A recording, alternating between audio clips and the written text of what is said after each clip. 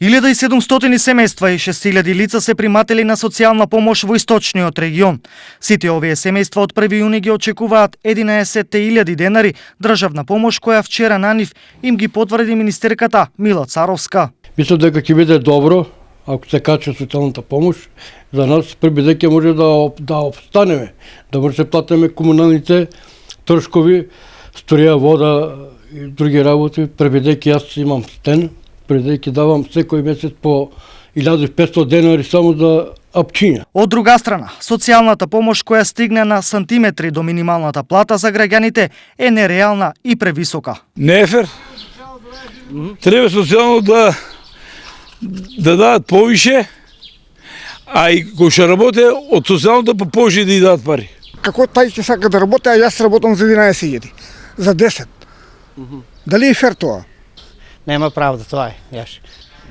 Јас сум стечаец 17 години. Сега зема пензија 9000 пензија.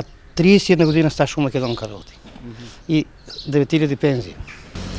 Овај работи, овај лежи сега, Бог да чува, што има некој што треба да зема болен, да, але овај социјално неќе да работи. Кола има, државата рано кујна иде, жена му Германија, он зема социјална помош.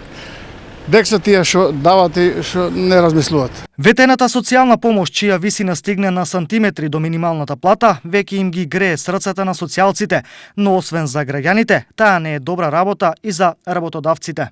Ако се покачува социјалната помош, тоа значи дека мотивацијата за луѓето што се вон на работните односи ќе се намали за да се вработат, затоа што секаде во секоја држава има некои луѓе што не сакаат да работат.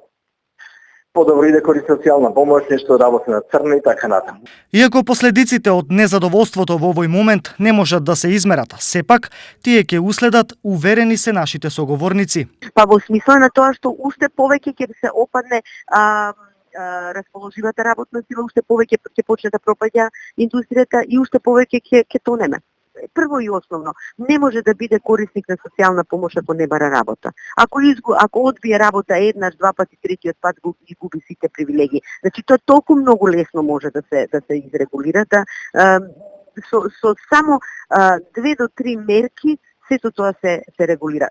Дали владата донела исправна одлука или не, индиции ќе има многу, но во овој контекст вреди да се каже и нешто друго. Статистиката покажува дека голем број од споменатите семејства се со 3 и повеќе деца, што значи дека тие се приматели на додаток за трето дете. Ако на социјалната сума се додадат и овие пари, тогаш се доаѓа до износот од над 20.000 денари. Колку со овие пари се исплаќа да се работи е јасно, но прашањето е колку ова е фер кон оние што парите ги заработуваат чесно работејки.